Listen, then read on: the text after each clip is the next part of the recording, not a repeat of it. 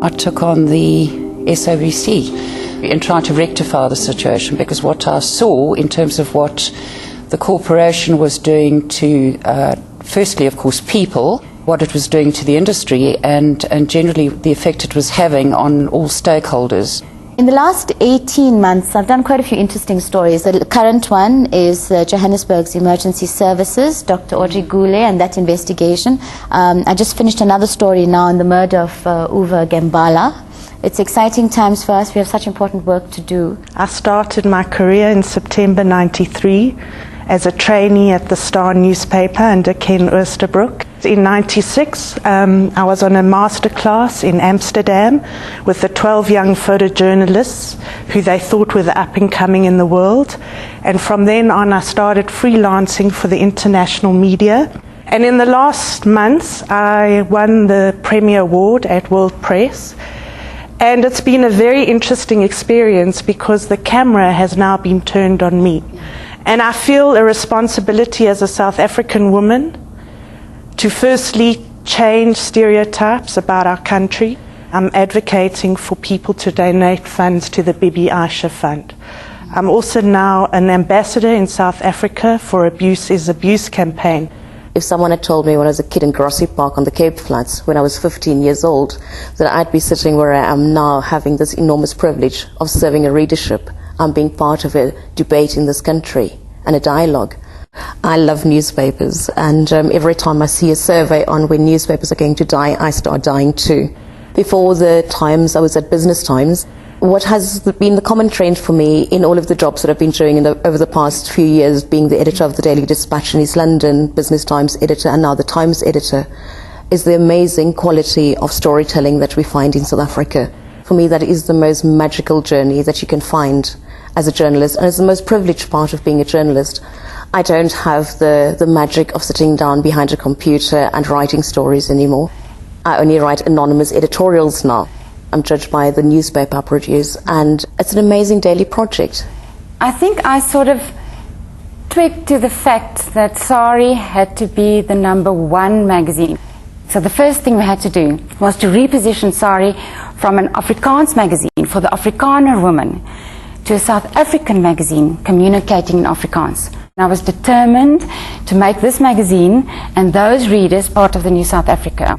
It's not only going to be about figures. We'll have to lift our game throughout. We will be the biggest South African women's magazine. And that includes the international titles that are in South Africa. And that #1 will be in terms of circulation, in terms of ad volumes, and in terms of quality of journalism.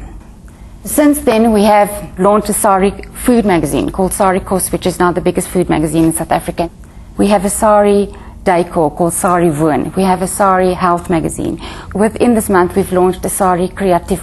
Our website has been the most fantastic revelation. I have not brought in extra people. It's one team working on all these brand extensions. Magazines will be in retail, and retail will be in magazines. And then probably the most exciting venture right now is we're starting an e-commerce. We've also given advertisers the opportunity to see that there is value in this woman. The media specialist agencies are part of the WPP Worldwide Group, which is the largest communications group in the world. We control 3 billion rands worth of client billings. I take a caretaking role in terms of our WPP Media Group spend, where we control 40-odd% of the total advertising spend in the industry. I think about connecting brands to consumers. I've worked on many stories. I counted it actually the other day. It was just over 647 stories in 9 years. Wow. So every Pondoki town in this country that doesn't even have a spa I've been to. Apart from being able to have that platform, what always speaks to me is the consumer issues. And I know that when it comes to journalism, there is this perception that it's the lighter issues. Well, let me tell you, you get clapped on the lighter issues.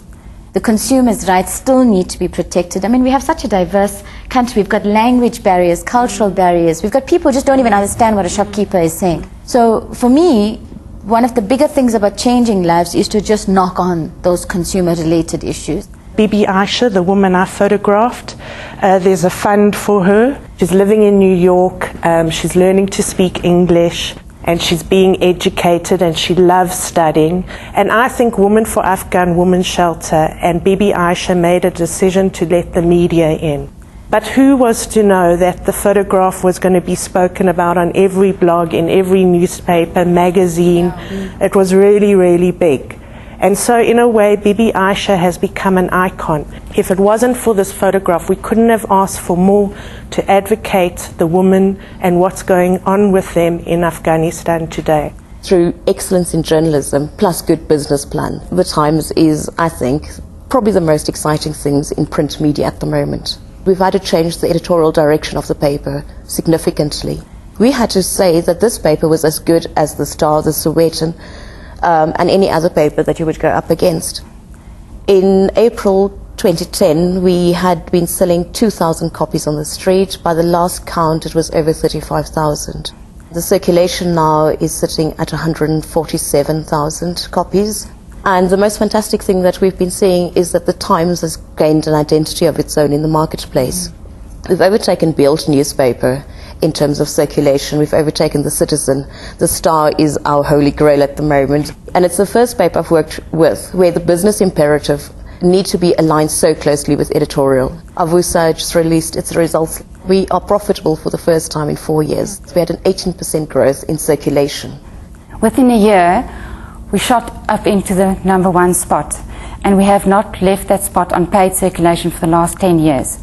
Sometimes the gap between circulation gap between us and the magazine in the #2 spot, which could be Roy Ressa or Cosmopolitan or even True Love, is between 10 to 30,000.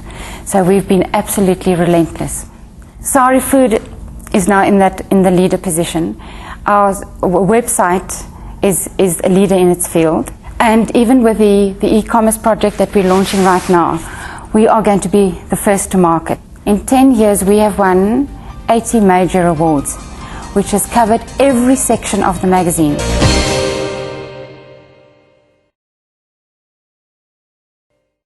Get a good education.